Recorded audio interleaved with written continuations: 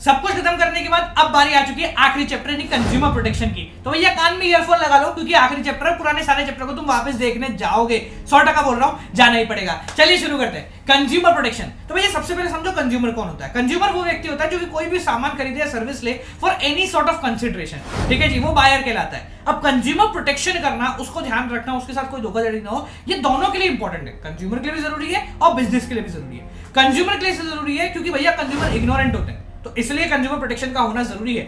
Unorganised होते हैं तो उनके लिए प्रोटेक्शन होना जरूरी है। वाइडली एक्सप्लॉइटेड होते हैं, बहुत ज्यादा उनको कैरी अवे किया जाता है एडवर्टाइजमेंट से। बिजनेस के लिए भी फायदे का सौदा है। कंज्यूमर को खुश रखोगे तो आपके लिए लॉन्ग टर्म बिजनेस फायदे में रहेगा। मॉरल जस्टिफिकेशन हो सकता है, ठीक है जी। बिजनेस सोसाइटी से ही बनता है, इसलिए सोसाइटी को फायदा देना जरूरी है। बिजनेस की सोशल रिस्पॉन्सिबिलिटी भी है और गवर्नमेंट का इंटरवेंशन नहीं चाहते तो जनता का फायदा करते रहो इसके लिए, और जनता को कोई नुकसान ना हो। कंज्यूमर राइट्स बने हुए हैं, कंज्यूमर के मौलिक अधिकार बने हुए हैं। तो भैया कौन कौन से कंज्यूमर राइट्स हैं? कंज्यूमर राइट, कोपरा 1986 6 राइट प्रोवाइड कराए थे। सबसे पहला राइट टू सेफ्टी, कि भैया कंज्यूमर की हेल्थ के साथ, लाइफ के साथ कोई धोखाधड़ी नहीं होनी चाहिए, जो कुछ भी होगा सब साफ लिखा होना चाहिए। इसके लिए ISI मार्क इलेक्ट्रॉनिक डिवाइस पे लगा रहता है ताकि पता रहे कि हाँ भैया ये सर्टिफाइड है, नहीं हो मत खरीदना, जल जाओगे। दूसरा आता है आपका right to be inform. Consumer को किसी प्रोडक्ट के बारे में पूरी इंफॉर्मेशन लेने का पूरा अधिकार है, कोई भी मना नहीं कर सकता कि नहीं हम आपको इसके बारे में नहीं बताएंगे। तीसरा है राइट टू चूज, ज्यादा से ज्यादा कंज्यूमर को आप एक आइडिया दे सकते हो, पर ये कंज्यूमर का अधिकार है कि वो अपनी इच्छा से कोई सा भी गुड्स खरीद ले। चौथा कंज्यूमर का राइट है राइट टू बी हर्ड, मतलब अगर कुछ गड़बड़ हो गई तो उसका ये मौलिक अधिकार है कि उसकी पूरी की पूरी बात को सुना जाएगा और उसके हिसाब से काम होगा। अब बात सुन ली, रिजल्ट क्या है?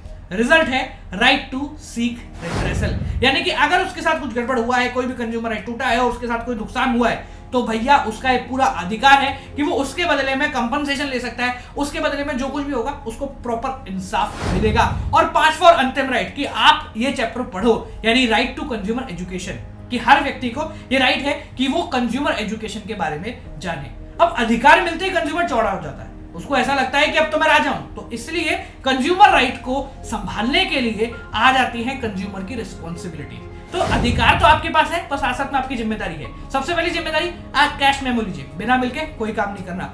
अवेयर रहिए, ऐसी किसी की बातों में ना आ जाए। स्टैंडर्डाइज गुड्स का इस्तेमाल करें, ठीक है जी। हॉलमार्क का ध्यान रखें अगर आप ज्वेलरी खरीद रहे हो, ठीक है। एग मार्क का ध्यान रखें अगर कोई एग्रीकल्चर बेस्ड प्रोडक्ट खरीद रहे हो। ISI मार्क का ध्यान रखें अगर आप किसी भी इलेक्ट्रॉनिक डिवाइस पे जा रहे हो, ठीक है। मैन्युफैक्चरर के इंस्ट्रक्शन को भूल लेना, लेबल्स को केयरफुली देखें और उसके हिसाब से काम करें, ठीक है। अपनी डीलिंग में ऑनेस्ट रहें, हर चीज को क्लियर कट बताते रहें। कंप्लेन फाइल करें अगर आपके साथ कोई धोखाधड़ी हो गई है, और साथ साथ में एनवायरनमेंट का रिस्पेक्ट करें, यानी वेस्ट को इधर उधर फेंके ना, ये कंज्यूमर का मौलिक अधिकार है, ठीक है। इस अधिकार को एक्सरसाइज करने के लिए कोपरा बना है। कोपरा यानी कंज्यूमर प्रोटेक्शन एक्ट 1986, जो कि अब रिवाइज हो गया है, 2019 के अंदर आ गया, ठीक है जी। तो आपको 2019 के हिसाब का ही लिखना है, थोड़े बहुत चेंजेस है वो ध्यान से सुनना। तो कोपरा क्या कहता है? अकॉर्डिंग टू द कोपरा, यहां पर कंज्यूमर को अपने राइट को एक्सरसाइज करने के लिए अगर कोई नुकसान हो जाता है तो उसको संभालने के लिए 3 प्रकार की रिड्रेसल एजेंसीज दी गई हैं। सबसे पहली होती है तुम्हारी डिस्ट्रिक्ट लेवल पे, सेकंड स्टेट लेवल पे, और तीसरी होती है तुम्हारी नेशनल लेवल पे। सबसे पहले बात कर लेते हैं डिस्ट्रिक्ट फोरम। तो भैया डिस्ट्रिक्ट फोरम क्या है कि अगर आपका केस 1 करोड़ से कम का है, जो पहले 20 लाख का था, 1 करोड़ से कम का है, तो आप डिस्ट्रिक्ट फोरम में आके चिल्ला के अपनी कंप्लेंट बता सकते हैं और आपकी कंप्लेंट को सुना जाएगा। अच्छा मान लो तुम्हारी कंप्लेंट खराब हो गई, मान लेते हैं कि तुम केस हार गए। केस हारने के बाद आप क्या कर सकते हो? तो विद इन 45 डेज आप पहुंच सकते हो स्टेट फोरम के पास, जो कि या तो 1 करोड़ से 10 करोड़ के बीच का केस लेती है या फिर डिस्ट्रिक्ट फोरम का डिससैटिस्फाइड केस उठा लेती है, ठीक है। तो ये स्टेट फोरम है। अब मान लो स्टेट फोरम में भी सेटिस्फाइड नहीं हुए, तो तुम्हारे पास तीसरा ऑप्शन भी बचता है, आप चले जाइए नेशनल कमीशन के पास, दो या तो 10 करोड़ से ऊपर का केस लेती है या फिर पुराने ठुकराए हुए लोगों का केस उठा लेती है, ठीक है। अब नेशनल फोरम में भी या नेशनल कमीशन में आप डिससैटिस्फाइड हो गए तो सीधा फिर तो सुप्रीम कोर्ट के पास जाना है, उसके अलावा कोई काम नहीं, ठीक है। अब मान लो तुम केस जीत गए तो तुम्हारे को क्या मिलेगा? तो सबसे पहला, या तो आपके प्रोडक्ट का डिफेक्ट रिमूव कर दिया जाएगा, या फिर आपको रिफंड किया जाएगा, प्रोडक्ट रिप्लेस कर दिया जाएगा, कंपनसेशन प्रोवाइड किया जाएगा। आप कंज्यूमर हैं तो ये ध्यान रखेंगे भाई प्रोड्यूसर आज के बाद ऐसा काम ना करे, इस प्रकार के हैजार्डियस गुड्स को बाजार से गायब कर दे। सैमसंग ने एक बार कर लिया था, अपने सारे के सारे फोन वापस मंगा लिए क्योंकि फटने लग गए थे, ठीक है। ये सब होने के बाद कंज्यूमर को अवेयर होना बहुत ज्यादा जरूरी है, ठीक है। So beside all these right and responsibility, the main purpose is consumer awareness. So consumer aware रहेगा तो सब कुछ बढ़िया होगा। आपका क्वेश्चन कैसे बन सकता है? क्वेश्चन आपका बनेगा दो प्रकार से, पहला कंज्यूमर राइट को एक्सप्लेन करने का, दूसरा ये बन सकता है कि भैया इसमें अगर आप डिससेटिस्फाइड हो गए डिस्ट्रिक्ट में तो आप स्टेट में क्या करोगे या आगे कहां पर जाओगे। ठीक है जी। सो बालकों यहीं पे मेरा समय होता है समाप्त, 5 मिनट आपके पूरे हो गए, ये चैप्टर आपका समाप्त हो गया। इसी तरीके से सारे चैप्टर एक्सप्लेन किए गए हैं, तो फटाफट से जाना सबको देख लेना, 3-4 बार देख लो। एग्जाम से पहले ईयरफोन लगा के ये वीडियो चला रहे हो तो बहुत अच्छी बात है। मिलते हैं आप लोगों से अगली किसी वीडियो में। Till then guys keep on watching, good night, bye bye, नमस्कार। सब कुछ पढ़ने के बाद अब बात आ गई फाइनेंशियल मार्केट की, पैसे का बाजार की। तो कान में लगा लो ईयरफोन, शुरू करते हैं फाइनेंशियल मार्केट। तो भाई सिंपल सी बात, फाइनेंशियल मार्केट का मतलब क्या होता है? ये एक ऐसा बाजार है जहां पर पैसे की डीलिंग होती है। सीधी बात बोले तो creation of financial asset is the basic definition of financial market. Financial market काम क्या करता है? भैया स्टॉक खरीदने वाला बाजार है सिंपल सी भाषा में। ठीक है, तो ये काम क्या करता है? आपकी सेविंग को उठाता है और उसको एक बहुत बढ़िया प्रोडक्टिव यूज के अंदर लगा देता है, मतलब इन्वेस्टमेंट करने का जुगाड़ है। ये प्राइस डिस्कवरी करता है, जहां पर डिमांड और सप्लाई बराबर हो जाते हैं वहां पे प्राइस बढ़ जाता है। It provide liquidity to financial asset, कि आपके पैसे को जब चाहो आप लगाओ, जब चाहो आप निकाल लो। साथ साथ में ये बाजार बनने के बाद कॉस्ट ऑफ ट्रांजैक्शन काफी ज्यादा कम हो गया है। दो प्रकार के होते हैं भाई फाइनेंशियल मार्केट, एक होता है मनी मार्केट, एक होता है capital. Money market short term financing में डील करता है, कैपिटल लॉन्ग टर्म में। अगर मनी मार्केट में बात करें तो 1 साल से कम के लिए अगर आपको पैसा लगाना है तो वो मनी मार्केट के अंदर पोस्ट प्रोसीड किया जाएगा। इसके अंदर जिन इंस्ट्रूमेंट में आप पैसा लगा सकते हैं वो है treasury bills, call money, commercial paper, certificate of deposit या कमर्शियल बिल। ठीक है, ये सारे इंस्ट्रूमेंट है मनी मार्केट के। मनी मार्केट में इन चीजों की डील होती है। अगर हम कैपिटल मार्केट के बारे में बात करें, ये अपना बाजार है। कैपिटल मार्केट दो प्रकार के होते हैं भैया, प्राइमरी और सेकेंडरी। ये लॉन्ग टर्म या फिर मीडियम टर्म फाइनेंस में काम करते हैं। तो इसके अंदर भी दो टाइप है, प्राइमरी सेकेंडरी। प्राइमरी क्या होता है? प्राइमरी वो बाजार है जब कंपनी पहली बार शेयर इशू करती है। तो जब भी फ्रेश इशू ऑफ शेयर होता है ना, तो प्राइमरी मार्केट के अंदर आता है। सारे इंस्ट्रूमेंट आते हैं, equity shares, preference share, debenture, bond, सब कुछ इसके अंदर आते हैं। पर पहली बार जब बाजार में आ रहे होंगे तो वो यहां पर आएंगे। कैसे कैसे आ सकते हैं? या तो आप आईपीओ कर दो, जैसे अभी निकला था, private placement, right issue, offer for sale, या फिर एक पूरा सा प्रोस्पेक्टर डाल के आप बाजार में शेयर इशू कर दो। तो जब पहली बार शेयर इशू किए जाते हैं तो वो आपके प्राइमरी मार्केट में होते हैं। अब पहली बार शेयर इशू हो गए, शेयर जिनको मिलने थे मिल गए, अब वो सारे शेयर उठ के आ जाते हैं सेकेंडरी मार्केट में। ठीक है, जिनको हम सिंपल भाषा में कहते हैं सट्टा बाजार, यानी कि तुम्हारा स्टॉक मार्केट। तो स्टॉक मार्केट बेसिकली परचेज और सेलिंग का काम करता है, सारे के सारे स्टॉक्स का, यूजिंग ब्रोकर्स। बीच में ब्रोकर्स आते हैं जो कि आपके ट्रांजैक्शन कराने में मदद करते हैं। ये फ्रेश इन्वेस्टर्स के लिए भी है, पुराने इन्वेस्टर्स के लिए भी है। यहाँ पर कंपनी को पैसा नहीं मिल रहा है, ब्रोकर्स के बीच में पैसा एक्सचेंज हो रहा है। ये आपको लिक्विडिटी प्रोवाइड कराता है, आपकी जब इच्छा है तब पैसा निकाल लो। ठीक है, अगर मैं सिंपल सी भाषा में बात करूं तो स्टॉक मार्केट एक ऐसा इंस्टीट्यूशन है जो कि बहुत सारे लोगों ने मिलकर क्रिएट किया है, जहां पर buying and selling of security होती है। अब स्टॉक मार्केट काम क्या करता है? ये प्रोवाइड कराता है लिक्विडिटी और marketability to all the existing security. Pricing करता है, आपका ट्रांजैक्शन सेफ रहेगा, इकोनॉमिक ग्रोथ में बढ़ाव देखने को मिलेगा। इक्विटी कल्चर बढ़ाता है, यानी कि लोगों को समझाता है पैसा लगाओ। साथ साथ में स्पेक्यूलेशन का स्कोप भी है, ऊपर नीचे करके काम जो है वो बन जाता है। ठीक है जी।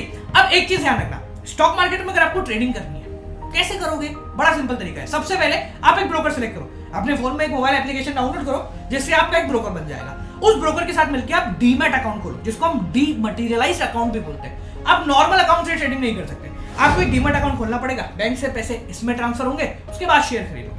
ठीक है, तो डीमैट अकाउंट खोल लिया, उसके बाद आपने अपने ब्रोकर को बोला भाई मेरे को इतने शेयर चाहिए इस प्राइस में, वो आपको दे देगा। तो आपने ऑर्डर प्लेस करा, वो ऑर्डर एग्जीक्यूट होगा और 1 दिन 2 दिन के अंदर आपका ऑर्डर का सेटलमेंट हो जाएगा, मतलब आपके डीमैट में शेयर आ जाएंगे। ये शेयर आपके पास आते हैं, साथ साथ में इनका एक रिकॉर्ड जाता है तुम्हारी डिपॉजिटरी पे।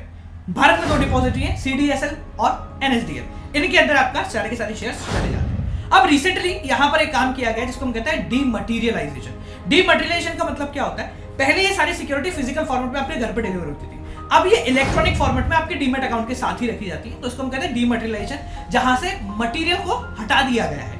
ठीक है, ये खोलने से फायदा हो गया भैया कि आप पैसे को या आपके शेयर को कहीं संभाल के नहीं रखना है, आपके अकाउंट में डायरेक्टली लिंक है। और जब भी खो जाए तो डिपॉजिटरीज के पास चले जाओ, वो सबका रिकॉर्ड रखती है, NSDL, CDSL, उनके पास सबका रिकॉर्ड है। ठीक है, इसके बाद इन सारे प्रोसेस को संभालने के लिए बनती है तुम्हारी SEBI, security exchange board of India. भैया बहुत बढ़िया ऑर्गेनाइजेशन है, 12 अप्रैल 1998 को ये एस्टेब्लिश की गई थी। इसका काम है स्टॉक मार्केट को ध्यान रखे और किसी भी तरीके के इन्वेस्टर को किसी भी प्रकार से नुकसान नहीं हो, ये ध्यान रखती है। कहीं प्राइस फ्लक्चुएशन ना हो किसी गलत वजह से, यानी प्राइस रिगिंग ना हो, इनसाइडर ट्रेडिंग ना हो, कोई मिसलीडिंग स्टेटमेंट नहीं हो, यानी कि सिंपल सी बात है मैल प्रैक्टिसेस को बंद करती है ताकि किसी भी इन्वेस्टर के साथ कोई धोखा ना हो।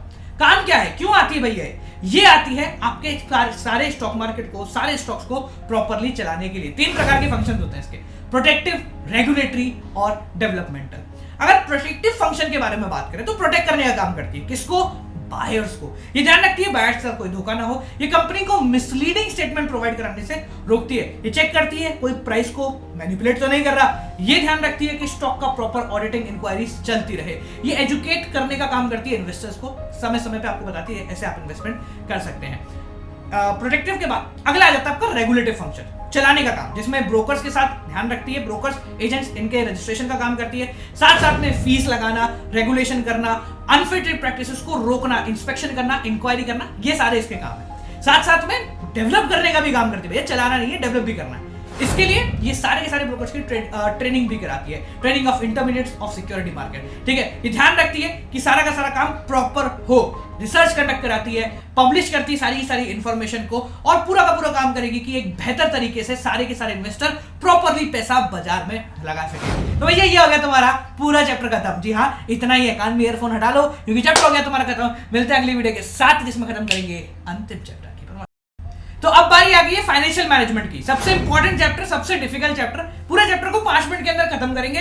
कान में लगा लो ईयरफोन, क्योंकि काम की बात बताने वाला हूं, सिर्फ 5 मिनट लगेंगे। फाइनेंशियल मैनेजमेंट, सिंपल भाषा में अगर तुमसे बात करो, फाइनेंशियल मैनेजमेंट का मतलब होता है पैसे का मैनेजमेंट करना। पैसा कहां से आएगा, कहां जाएगा, कितना रुकेगा और कितना हम डिविडेंड के फॉर्मेट में डिस्ट्रीब्यूट करेंगे, ये सारा का सारा काम फाइनेंशियल मैनेजमेंट के अंदर आता है। सीधी बात बोले तो procurement of fund and usages of finance, ये तुम्हारे फाइनेंशियल मैनेजमेंट के अंदर आता है। तो 3 प्रकार के फाइनेंशियल डिसीजन होते हैं जो कि फाइनेंशियल मैनेजमेंट में लेने पड़ते हैं। एक होता है फाइनेंसिंग, एक होता है तुम्हारा डिविडेंड और एक होता है इन्वेस्टमेंट। तीनों को अगर सिंपल भाषा में समझाएं तो फाइनेंसिंग डिसीजन पकड़ते हैं। फाइनेंसिंग डिसीजन का मतलब क्या होता है, पैसा कहां से लेकर आना है। तो पैसा 2 सोर्सों से आ सकता है, एक होता है शेयर होल्डर फंड, एक होता है बोरोवर्स फंड। अब दोनों के अपने अपने फायदे, दोनों के अपने अपने नुकसान है। शेयर होल्डर फंड से अगर आप लेकर आओगे तो आपके पास ओनर्स ज्यादा हो जाएंगे, ठीक है, मालिक ज्यादा हो जाएंगे, तो उनको प्रॉफिट में हिस्सेदारी देनी पड़ेगी।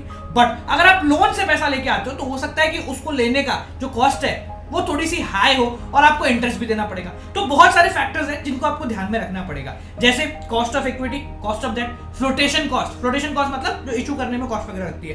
कैश फ्लो पोजीशन, कंपनी की कैश फ्लो पोजीशन अच्छी है तो वो कोशिश कर लेगी कि वो डेट पे चली जाए। रिस्क कैसा है, फिक्स ऑपरेटिंग कॉस्ट कितनी है, कैपिटल मार्केट कंडीशन कैसी है, कंट्रोल कितना वो रखना चाह रही है, टैक्स रेट कितनी है, बहुत सारे फैक्टर्स होते हैं।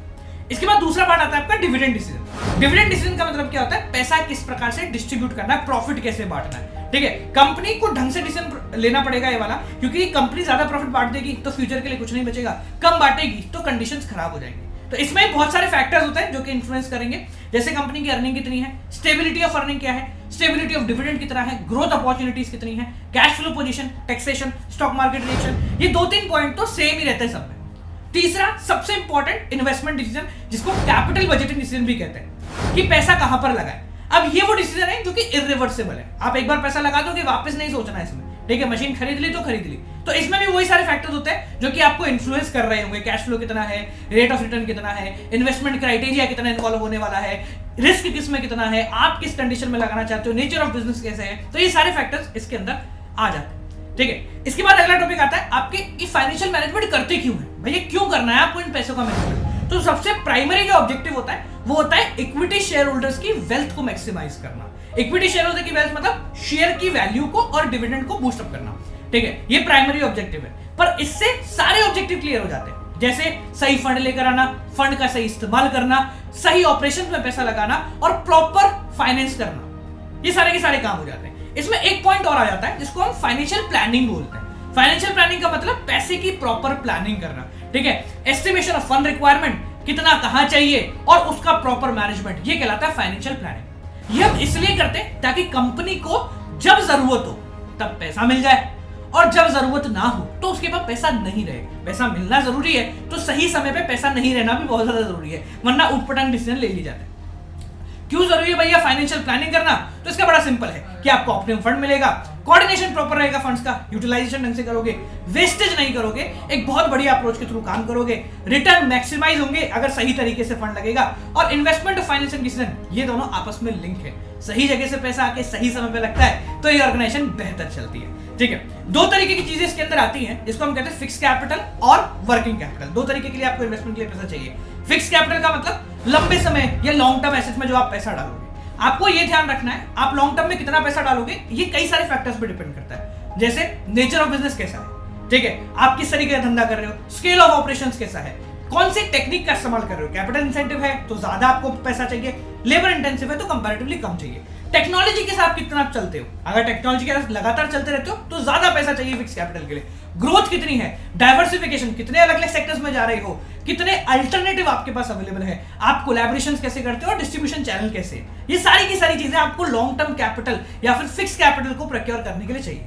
अगर वर्किंग कैपिटल के बारे में बात करें तो ये वो कैपिटल होती है जो कि आपके डे टू डे ट्रांजैक्शन में काम आती है। तो डे टू डे ट्रांजैक्शन में जो पैसा आएगा उसको आपको बहुत संभल के इस्तेमाल करना है, क्योंकि अगर वो नहीं होगा तो धंधा इंस्टेंटेनियसली बंद हो जाएगा और ज्यादा पड़ा रहेगा तो पैसे का खराबी होगी। तो आपको ध्यान रखना है आपका नेचर ऑफ बिजनेस कैसा है, स्केल ऑफ ऑपरेशंस कैसा है, सेम वही वाले फैक्टर्स हैं, अपनी अपनी जगह दोनों फैक्टर एक ही तरीके से मिलते हैं। अगर स्केल ऑफ ऑपरेशन बहुत ज्यादा बड़ा है तो ज्यादा वर्किंग कैपिटल चाहिए, काम आएगी, कम है तो कम चाहिए, बिजनेस साइकिल कितनी बड़ी है, ठीक है, इन्फ्लेशन कितना है, ये सारी चीजें बहुत सारे कंसीडर होते हैं। सीजनल फैक्टर, भैया गर्मी में मिल जाता है सामान, सर्दियों में नहीं मिलता, ग्रोथ प्रोस्पेक्ट कितना है, ऑपरेशनल एफिशिएंसी कितना है, ऑपरेटिंग साइकिल कितनी चल रही है, प्रोडक्शन की साइकिल कितनी चल रही है, ठीक है, ऑपरेटिंग साइकिल, प्रोडक्शन साइकिल, ये सब चीजों को देखकर आपको शॉर्ट टर्म बिजनेस के अंदर पैसा लगाना है, यानी कि वर्किंग कैपिटल में पैसा लगाना है। Availability of raw material, easily मिल जाता है रॉ मटेरियल, दिक्कत नहीं है, मुश्किल से मिलता है बहुत ज्यादा दिक्कत है, ठीक है। तो ये सारी चीजें आप लोगों के इस टॉपिक के अंदर आती हैं। इसमें तुम्हारा फाइनेंशियल लेवरेज आता है, वो भी डेप्थ अपॉन इक्विटी फाइनेंशियल का ही पार्ट होता है,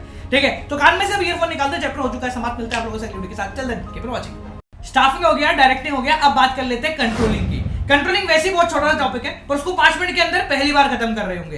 तो भैया कंट्रोलिंग का सिंपल भाषा में मतलब क्या होता है? देखो, कंट्रोलिंग का सीधी भाषा में मतलब होता है आपको ये पता करना है कि आपकी एक्चुअल और प्लान्ड इन दोनों के बीच में डिफरेंस क्या है। So controlling is a process of taking step to bring the actual result and desired result close together. दोनों के बीच में डिफरेंस जो है उसको पता करो और उस डिफरेंस को जितना ज्यादा मिनिमाइज कर सकते हो वो मिनिमाइज करो। मतलब तुमने जो प्लान किया है और उसके हिसाब से जो एक्चुअल हो गया है, इसमें फर्क क्या है? तुमने सोचा 95% और इस वीडियो को देखा ही नहीं तो आ गए 80%, तो 15% का जो डिफरेंस है वो वीडियो को देखने की वजह से है। That is what you call controlling, ठीक है। सो कंट्रोलिंग को अगर हम थोड़ा सा डिटेल में पढ़ते हैं तो इसका प्रोसेस क्या है, पूरा का पूरा कैसे करते हैं, तो बहुत सिंपल सा प्रोसेस है। सबसे पहले आपको क्या करना है, आपको परफॉर्मेंस स्टैंडर्ड सेटअप करना है कि क्या काम होने वाला है, हम कितने आउटपुट की एक्सपेक्टेड बता रहे हैं। यानी कि फॉर एग्जांपल मैं 95% लाना चाह रहा हूं तो ये मेरा एक हो गया स्टैंडर्ड कि भाई अब इसके बेसिस पे मुझे काम करना है। सेकंड, आपका एक्चुअल परफॉर्मेंस जो है उसको मेजर करो, ये पता करो हमने 95 सोच के काम तो शुरू कर दिया था पर हमसे काम हुआ कितना, हमारे आए कितने, 80, 85, 90, 95, 98 कितने हैं ये देखो। नेक्स्ट, कंपैरिजन बिटवीन बोथ, दोनों के बीच में कंपैरिजन करो। एक बहुत इंपॉर्टेंट पॉइंट है, अगर आपका एक्चुअल और प्लान ये दोनों इक्वल आ जाते हैं, सोचा 95 आ गए 95, तो यहां पर कंट्रोलिंग प्रोसेस खत्म हो जाता है। सो इस तरीके का क्वेश्चन बन सकता है, if the actual product, if the actual output and the plan output are same तो कंट्रोलिंग प्रोसेस क्या होगा। तो इसके अंदर 3 स्टेप होंगे। Step 1 setting performance standard, step 2 measurement of actual performance and step number 3 comparison. But अगर दोनों बराबर नहीं हुए तो स्टेप नंबर 4 आ जाता है एनालाइजिंग डेविएशन। ये पता करो कि आपका जो डेविएशन है, जो डिफरेंस है वो क्या है, कितना है और उसको कैसे सुधार सकते हैं। तो एनालाइजिंग डेविएशन के अंदर क्या करते हैं, पता करते हैं। हमने सोचा 95 आगे मान लो 80, तो ये 15 का नेगेटिव डेविएशन है। पॉजिटिव डेविएशन भी हो सकता है, 95 सोचा और 98 आ गए। बेसिकली डेविएशन 2 प्रकार के होते हैं, एक होता है आपका मैनेजमेंट बाय एक्सेप्शन और एक होता है की areas control. Management by exception का मतलब ये जो डेविएशन है ये इतना बड़ा नहीं है कि इसको दिमाग लगाए। फॉर एग्जाम्पल हमने सोचा था कि वर्कर्स को जो है ना वो रिफ्रेशमेंट के लिए 200 रुपए देंगे, वो 220 रुपए हो गए, तो छोटा मोटा डेविएशन है, इट कुड बी कंट्रोल, तो छोड़ दो उसको, कोई दिक्कत नहीं है। बट तुमने सोचा था कि प्रोडक्ट की कॉस्ट आनी चाहिए 8 रुपए और वो आ गई 18 रुपए, तो ये एक बहुत बड़ा डेविएशन है, इसको कहते हैं की एरिया कंट्रोल, ठीक है। डेविएशन देख लिया और डेविएशन के बाद अगला काम है तुम्हारा taking corrective action. Exact action लो, क्या करना है और अगली बार थोड़ा सा बेहतर काम करें। तो अगर मैं फीचर्स के बारे में बात करता हूं कि कंट्रोलिंग के फीचर क्या है, तो भैया सबसे पहला है ये गोल ओरिएंटेड प्रोसेस है, ये परवेसिव है, सेम ही होते हैं सारे के सारे, कंटिन्यूअस प्रोसेस है, ये तीनों आप कहीं भी लिख सकते हैं, सब चीज के फीचर में काउंट हो जाएंगे। फोर्थ, कंट्रोलिंग तभी होगी जब प्लानिंग होगी, so it depends upon planning, ठीक है। अब क्योंकि ये प्लानिंग पे डिपेंड कर रहा है तो ये पीछे भी देख रहा है और आगे भी देख रहा है। So controlling is backward as well as forward looking. Backward इसलिए क्योंकि हम प्लानिंग को देख के काम करते हैं, फॉरवर्ड इसलिए क्योंकि अब जो रिजल्ट आया, मान लो तुम्हारे 85 आ गए, 85 के हिसाब से करना क्या है, आगे की प्लानिंग कैसे होगी, इसलिए कंट्रोलिंग काम है। कंट्रोलिंग के फायदे क्या है? देखो भाई, अगर तुम कंट्रोलिंग करोगे सबसे बड़ा फायदा है आपका गोल पूरा हो जाएगा। आपको ये पता लग जाएगा कि तुम्हारी औकात क्या है, यानी कि एक्यूरेसी स्टैंडर्ड कितना है। एफिशिएंट यूज ऑफ रिसोर्सेज कर सकते हो, ठीक है। इंप्रूव एम्प्लॉइज मोटिवेशन, क्योंकि उनको एक टारगेट मिल गया, टारगेट मिलता है तो काम करने में मजे आते हैं। ऑर्डर और डिसिप्लिन क्रिएट करता है, कोऑर्डिनेशन क्रिएट करता है और परफॉर्मेंस को बूस्ट करने का काम करता है किसी भी ऑर्गेनाइजेशन के अंदर, ठीक है। जब तक रास्ता पता ही नहीं होगा हम किस गली जा रहे हैं पता होना चाहिए, तभी तो ठिकाना मिलेगा। अगर बात करूं कंट्रोलिंग नुकसानदेह भी है। क्यों है भाई नुकसानदेह? देखो सबसे पहली बात है कि हम क्वालिटेटिव स्टैंडर्ड जो है वो सेट ऑन नहीं कर सकते। हम ये नहीं पता कर सकते कि भैया कितना बेहतर होगा, ठीक है। एक नंबर तो हमने पता लगा दिया 95%, पर ये 95% कैसे आएंगे, इसमें हमारी कितनी नींद त्यागेगी, ये क्वालिटेटिव स्टैंडर्ड हम सेट ऑन नहीं कर सकते। एक्सटर्नल फैक्टर के ऊपर हमारा कोई कंट्रोल नहीं है, ठीक है। एम्प्लॉइज रजिस्ट कर जाते हैं, आपने उनको टारगेट दे दिया ना तो वो फैल जाएंगे, बोले हमसे नहीं होगा जनाब, तो पहले सुधरो फिर ही हम काम करेंगे। नेक्स्ट है कि एक बहुत ज्यादा कॉस्टली अफेयर, बहुत खर्चीला काम होता है। खर्चीला इसलिए होता है क्योंकि ऑर्गेनाइजेशन को पूरी की पूरी टीम बिठानी पड़ती है। जब वो टीम बिठाती है तब वो एक स्टैंडर्ड सेट ऑन करते हैं, उस पर सारा का सारा काम करते हैं। अब एक चीज ध्यान रखना, अगर तुम्हारा नेगेटिव डेविएशन आ रहा है, यानी कि 95 की जगह 85 आ रहा है तो भी प्रॉब्लम है, और 95 की जगह 98 आ रहा है तो भी प्रॉब्लम है। कहते हैं बिजनेसमैन भूखा होता है, बिल्कुल सही बात है। तो अगर ज्यादा आ गया ना तो वो सोचेगा कि मेरे जो स्टैंडर्ड है वो कम क्यों रह गए, हमें ज्यादा स्टैंडर्ड रखना चाहिए ताकि काम बेहतर हो। तो यहां पर वो स्टैंडर्ड 100 पुट ऑन करेगा। So negative deviation is also not good and positive deviation is also not good. तो कंट्रोलिंग के अंदर हम इन सारी चीजों को समराइज करते हैं और एक आउटपुट निकालते हैं जो कि एक ऑर्गेनाइजेशन के लिए फायदे का है। जैसे कि अब आउटपुट तुम्हारे फायदे का है कि तुमने कान में जो ईयरफोन लगा रखे हैं उनको और टाइट कर लो। अगली वीडियो के लिए मिलता है आप लोगों से अगली वीडियो के साथ। Till then guys keep on watching, good night, bye bye, नमस्कार। स्टाफिंग खत्म हो गया, अब बात करते हैं डायरेक्टिंग की। तो कान में लगा लो ईयरफोन और शुरू करते हैं डायरेक्टिंग। डायरेक्टिंग के सिंपल भाषा में मतलब क्या होता है? डायरेक्टिंग का मतलब होता है लोगों को गाइड करना, मोटिवेट करना, इंस्ट्रक्ट करना और कम्युनिकेट करना अपनी बात को, ताकि ऑर्गेनाइजेशन गोल जो है वो प्रॉपर तरीके से कंप्लीट हो जाए। इसका मतलब डायरेक्टिंग के एलिमेंट्स कहलाते हैं। There are 4 elements of directing: supervision, motivation, leadership और कम्युनिकेशन। सुपरविजन ज्यादा कुछ नहीं है आपके कोर्स में, बस इतना ही मतलब समझ लो कि सुपर मतलब ऊपर और विजन मतलब देखना, यानी कि ऊपर से देखना। अगर अगले के बारे में बात करते हैं जो कि है मोटिवेशन, तो मोटिवेशन बेसिकली 3 एलिमेंट से मिलकर बनता है। मोटिव होना चाहिए आपको, मोटिवेटर होना चाहिए जो मोटिवेट करे, और क्या करेगा वो मोटिवेशन करेगा। तो अगर मोटिवेशन के बारे में बात करें तो ये एक साइकोलॉजिकल फिनोमेना है। हर बंदा किसी और चीज से मोटिवेट होता है। मोटिवेट होकर आप गोल ओरिएंटेड बिहेवियर की तरफ जाते हो। मोटिवेटर पॉजिटिव भी हो सकते हैं, नेगेटिव भी हो सकते हैं, थप्पड़ मार के भी समझाया जाता है और प्यार से भी समझाया जाता है। एक कॉम्प्लेक्स प्रोसेस है और लगातार करने वाला, यानी कि कंटिन्यूअस प्रोसेस है।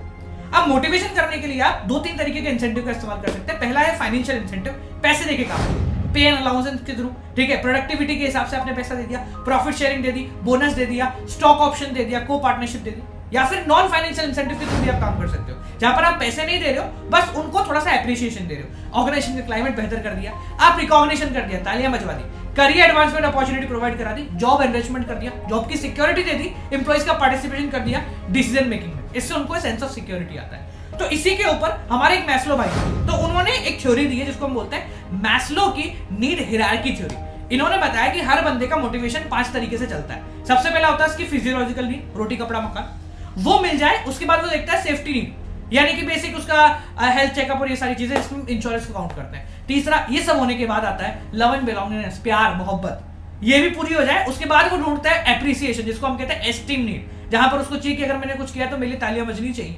और ये सब होने के बाद फाइनल आ जाता है उसका सेल्फ एक्चुअलाइजेशन। अंतिम में वो सोचता है मैं यहाँ क्या कर रहा हूँ, मुझे कुछ बेहतर करना चाहिए ताकि बेहतर काम बने, ठीक है। मोटिवेशन हो गया। मोटिवेशन के बाद आता है भाई साहब लीडरशिप। अब लीडरशिप का मतलब क्या होता है? एक ऐसा व्यक्ति जो हो सकता है कि आपका मैनेजर है।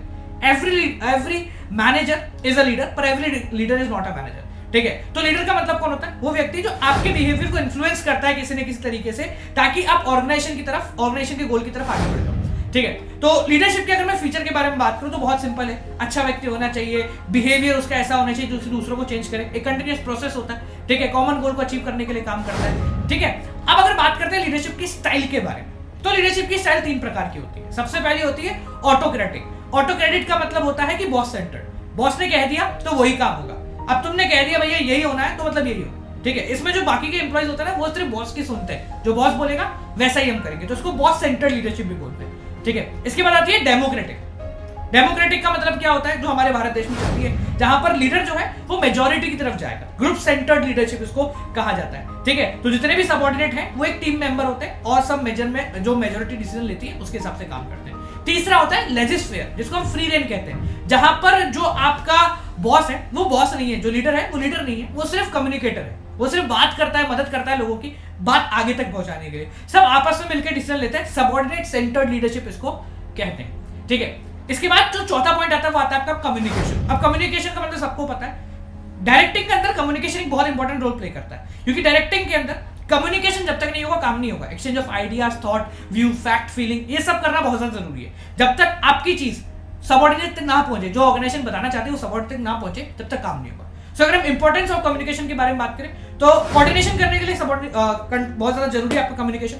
स्मूथ फंक्शनिंग के लिए जरूरी है, मैनेजरियल एफिशिएंसी बूस्ट करता है, कोऑपरेशन बढ़ाता है, इंडस्ट्रियल पीस क्रिएट करता है और एक इफेक्टिव लीडरशिप का माहौल क्रिएट कर देता है आपका कोऑर्डिनेशन। अगर बात करें कि कम्युनिकेशन कितने प्रकार के होते हैं, तो कम्युनिकेशन दो प्रकार के होते हैं भाई साहब, एक होता है फॉर्मल, एक होता है इनफॉर्मल। फॉर्मल मतलब काम की बात करना, इनफॉर्मल मतलब काम के अलावा बाकी सभी चीजों के बारे में बात करना। अगर मैं फॉर्मल कम्युनिकेशन के बारे में बात कर रहा हूं तो it comprise of two types, vertical, horizontal. Vertical मतलब ऊपर से नीचे या फिर नीचे से ऊपर, तो जो ऊपर से नीचे जाता है उसको डाउनवर्ड कम्युनिकेशन कहते हैं वर्टिकल के अंदर, जो नीचे से ऊपर जाता है उसको अपवर्ड, मतलब सबऑर्डिनेट से सुपीरियर। अगर यहां से यहां जा रहा है तो अपवर्ड, ऊपर से नीचे आ रहा है, सुपीरियर सबऑर्डिनेट आ रहा है तो डाउनवर्ड। ठीक है, इसके बाद आता है तुम्हारा इनफॉर्मल। तो अगर मैं इनफॉर्मल क्या, हॉरिजॉन्टल कम्युनिकेशन। तो हॉरिजॉन्टल कम्युनिकेशन का मतलब क्या होता है, ऐसे इंफॉर्मेशन जा रही है, ठीक है, इस मैनेजर से इस मैनेजर तक सेम लेवल ऑफ अथॉरिटी के बाद जब इंफॉर्मेशन ट्रांसफर होती है उसको हम बोलते हैं हॉरिजॉन्टल। अब इसके नेटवर्क के बारे में बात करें तो 4-5 तरीके के नेटवर्क है फॉर्मल कम्युनिकेशन के, सिंगल चेन, व्हील, सर्कुलर, फ्लीफो और इन्वर्टेड व्हील। ये 5 तरीके के आपके फॉर्मल कम्युनिकेशन के नेटवर्क होते हैं।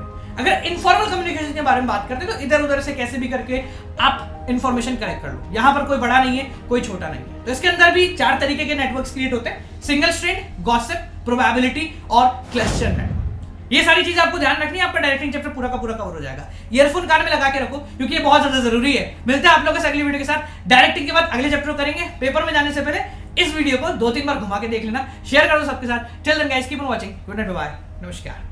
कान में लगा लो ईयरफोन और ध्यान से मेरी बात को सुनना। सबसे पहले बात करते हैं स्टाफिंग की डेफिनेशन से। तो finding the right person for the right job, having the right qualification for the job at the right time. सही व्यक्ति को सही समय पे सही कार्य देना क्योंकि उसके पास सही क्वालिफिकेशन है। इसकी जरूरत क्या है, what is the importance of staffing? 5 important है। सबसे पहला, एक कॉम्पिटेंट पर्सन आता है, अच्छी परफॉर्मेंस देता है, प्रॉपर यूटिलाइजेशन ऑफ रिसोर्सेज होता है ऑर्गेनाइजेशन के लिए, एफिशिएंसी बूस्ट होती है, एम्प्लॉइज का मॉरल बढ़ता है और ऑर्गेनाइजेशन की ग्रोथ एंड सर्वाइवल में बहुत ज्यादा मदद मिलती है। पर स्टाफिंग करते कैसे? तो स्टाफिंग का प्रोसेस बहुत आसान है। स्टार्ट होता है मैन पावर का एस्टिमेशन करने से। पता लगाओ कितने लोगों की आवश्यकता है।